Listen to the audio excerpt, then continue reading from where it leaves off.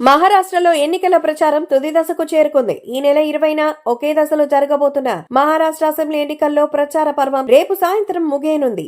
ఈ నేపథ్యంలోనే రాష్ట్రంలోని బల్లాపూర్లో పర్యటించిన AP deputy CM Pawan Kalyan బహిరంగ సభ నిర్వహించారు. ఇందులో రాష్ట్రంలోని మహాయుత కూటమిని ఓటేయాల్సిన అవసరాన్ని ఓటర్లకి గుర్తు చేశారు. అదే సమయంలో ఏపీలో తన అనుభవాన్ని కూడా ఓటర్లతో పంచుకున్నారు. బల్లాపూర్లో ఒక మినీ భారతదేశమని, ఇక్కడ అన్ని భాషలు, అన్ని ప్రాంతాలు ప్రజలు కలిసి ఉంటారని పవన్ కళ్యాణ్ తెలిపారు. మన బతుకమ్మ, సమ్మక్క సారక్క జాతర ఈ నేలపైన జరుగుతుందన్నారు. కొంతమంది హైదరాబాద్ నుంచి వచ్చి మన సమ్మక్క సారక్క జాతరను, బతుకమ్మను అపహాస్యం చేస్తారని కాంగ్రెస్ నేతల్ని ఉద్దేశించి పవన్ కళ్యాణ్ వ్యాఖ్యానించారు. అన్ని మతాల్ని సమానంగా చూసే సనాతన ధర్మంపై దాడి జరిగితే ఖచ్చితంగా బయటకు వస్తానని, పోరాడుతానని పవన్ కళ్యాణ్ స్పష్టం చేశారు. జనసేన పార్టీని బలంగా తీసుకెళ్లడంలో మహారాష్ట్ర వాసులైనటువంటి శివాజీ మహారాజ్, హిందూ హృదయ సామ్రాట్ శ్రీ బాలాసాహెబ్ ఠాక్రే వంటి వారి స్ఫూర్తి ఉందని పవన్ గుర్తు చేశారు. శతాబ్దాల ఎదురుచూపుల తర్వాత మనకు అయోధ్య రామ జన్మభూమిలో రామ్లలా విగ్రహం ప్రతిష్ఠ జరిగిందన్నారు. మన బలార్షా ప్రజల అదృష్టం, ఆలయానికి తలుపులు అక్కడ టేకుతో తయారయ్యాయన్నారు. దారి పొడవునా వస్తుంటే highway man of India Nitin Gadkari మొత్తం హైవేలు నిర్మించారని పవన్ ప్రశంసించారు.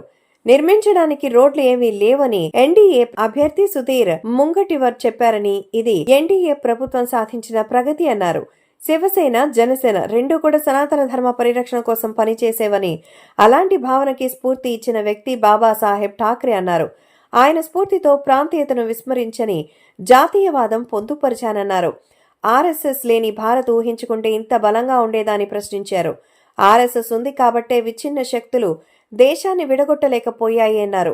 ఎన్డీఏ ప్రభుత్వం మహారాష్ట్ర అభివృద్ధి కోసం అనేక ప్రత్యేక చర్యలు తీసుకుందని, ఈ ఎన్నికల్లో రాష్ట్రంలో ఎన్డీఏ ప్రభుత్వం స్థాపించేందుకు అందరూ ఓటు వేయాలని కోరారు.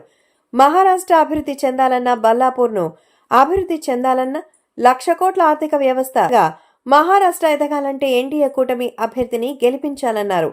తాను ఏపీలో మార్పు తీసుకొచ్చి చూపించానని, వైసీపీని ఓడించలేరంటే ఓడించి చూపించానని, ఇప్పుడు మీరు కూడా ఎన్డీఏ ప్రభుత్వాన్ని గెలిపించడానికి సిద్ధం కావాలని పవన్ కళ్యాణ్ ఓటర్లని కోరారు. తన పిల్లలిద్దరితో తాను మరాఠీలో మాట్లాడతానని, భాష మీద గౌరవంతో నేర్చుకున్నానని పవన్ కళ్యాణ్ తెలిపారు. విదేశీ భాషలు నేర్చుకునే మనం మన సరిహద్దు రాష్ట్రాల భాషలను నేర్చుకోవాలి కదా అన్నారు. కనీసం 5 ప్రాంతీయ భాషలు నేర్చుకోవాలని, మన భాషా సంస్కృతిని నేర్చుకోవాలని చెప్పారు పవన్ కళ్యాణ్.